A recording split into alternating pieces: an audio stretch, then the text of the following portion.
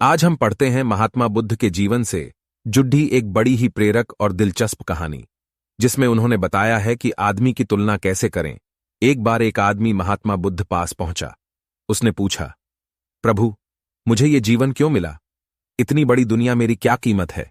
बुद्ध मुस्कुरा दिए और उस आदमी को एक चमकीला पत्थर देते हुए बोले कि जाओ, पहले इसका मूल्य पता करके आओ, लेकिन इसे बेचना मत, केवल मूल्य पता करना। वो आदमी सबसे पहले उस पत्थर को लेकर एक आम वाले के पास गया और उसे पत्थर दिखाते हुए बोला, इसकी कीमत क्या होगी? आम वाला पत्थर को देखते ही समझ गया कि ये कोई बेशकीमती पत्थर लगता है। फिर भी वह बनावटी आवाज में बोला कि मैं इसके बदले में 10 आम दे सकता हूं।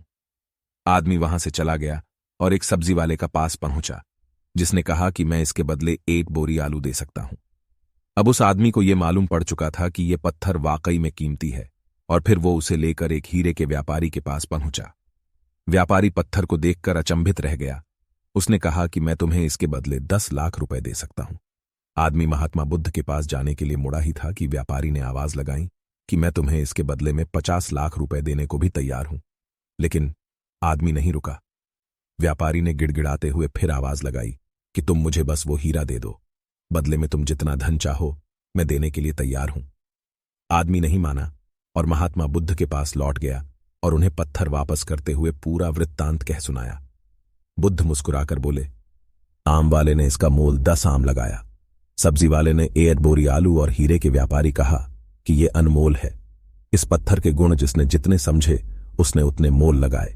ऐसा ही ये जीवन है। हर आदमी एक हीरे के समान है। दुनिया उसके गुणों को जितना पहचान पाती है उतनी ही महत्ता देती है। लेकिन आदमी और हीरे में फर्क यह है कि हीरे को कोई दूसरा तराशता है और आदमी को अपने आप को खुद ही तराशना पड़ता है। तुम भी अपने भीतर के गुणों को तराशो, तुम्हें पहचानने वाला भी कोई ना कोई मिल ही जाएगा। महात्मा बुद्ध की इस प्रेरक कहानी से हमें यह सीख मिलती है कि इंसान को उसके गुणों के आधार पर महत्व दिया जाता है। अंत में बस इतना ही। नमो बुद्धाय।